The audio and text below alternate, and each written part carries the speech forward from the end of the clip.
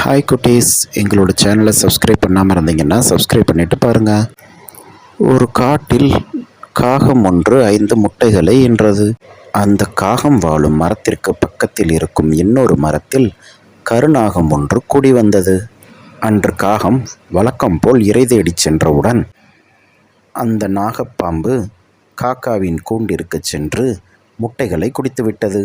கா கா நண்பர்களே, எனது கூட்டில் 5 முட்டைகள் இருக்கின்றது.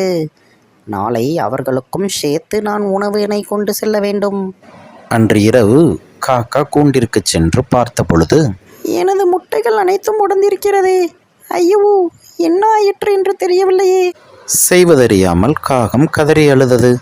அடுத்த நாள் காலையில் காகம் நடந்தவற்றை தனது நண்பர்களுடன் பகிர்ந்து கொண்டது. அந்த நண்பர்கள் வேறு ஏதேனும் உயிரினங்கள் அதன் கூண்டிற்கு பக்கத்தில் இருக்கின்றதா என்று பார்க்க சொன்னது. அந்த காகம் மரத்தின் பக்கத்தில் ஒரு மரப்பொந்து இருப்பதை அறிந்தது. சில நாட்களுக்கு பிறகு மறுபடியும் காக்கா முட்டைகளை ஈன்றது. இந்த முறை நமது முட்டைகளை நாம் மிகவும் கவனமாக பார்த்துக்கொள்ள வேண்டும். வழக்கம் போல் அந்த காகம் இரை தேடிவிட்டு மீண்டும் வந்து பார்க்கும் பொழுது முட்டைகள் அனைத்தும் உடைந்து இருந்தது. அதனால் மன வருத்தத்துடன் மீண்டும் கதறி அழுதது. அப்பொழுது அந்த காகத்தின் முட்டைகள் மிகவும் சுவையாக இருந்தது. பாம்பு பேசிக்கொண்டிருந்ததை அந்த காகம் கேட்டுவிட்டது. அடுத்த நாள் அதனை தனது நண்பர்களிடம் பகிர்ந்து கொண்டது. நண்பர்களின் அறிவுறுத்தலின்படி அந்த அரண்மனையில் இருந்த இளவரசியின் வைர கிரீடத்தை எடுத்துக்கொண்டு பறந்து சென்றது. காவலாளிகளே, காவலாளிகளே, அந்த காகம் எனது கிரீடத்தை எடுத்துக்கொண்டு செல்கிறது. இளவரசி கூச்சலிட்டு அனைவரையும் கூப்பிட்டாள்.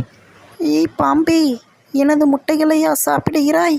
இன்று உனக்கு தக்க பாடம் புகற்றுகிறேன். இவ்வாறாக கூறிக்கொண்டு அந்த காகம் அதன் கூடிருக்கும் திசையை நோக்கி சென்றது.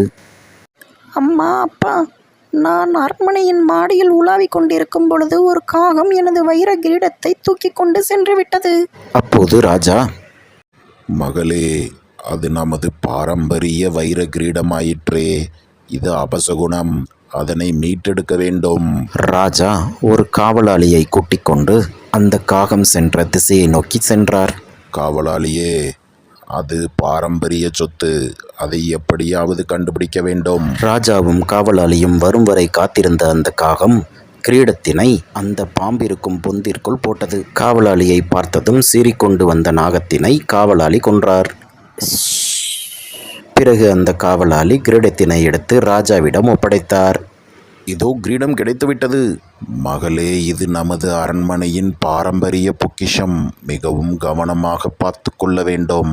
தனது முட்டைகளை ஏமாற்றி தின்ற பாம்பினை காகம் பழி தீர்த்தது. தன்னை விட பலவீனமானவர்களை ஏமாற்றினாலோ அவர்களின் வாழ்வாதாரத்தை பறித்தாலோ அவர்கள் நிச்சயம் தண்டிக்கப்படுவார்கள். பிறகு அந்த காகம் சந்தோஷமாக வாழ்ந்தது. இந்த வீடியோ உங்களுக்கு பிடிச்சிருந்துச்சுன்னா சேனலை சப்ஸ்கிரைப் பண்ணிடுங்க. அப்படியே உங்கள் ஃப்ரெண்ட்ஸுகளுக்கும் ஷேர் பண்ணிடுங்க.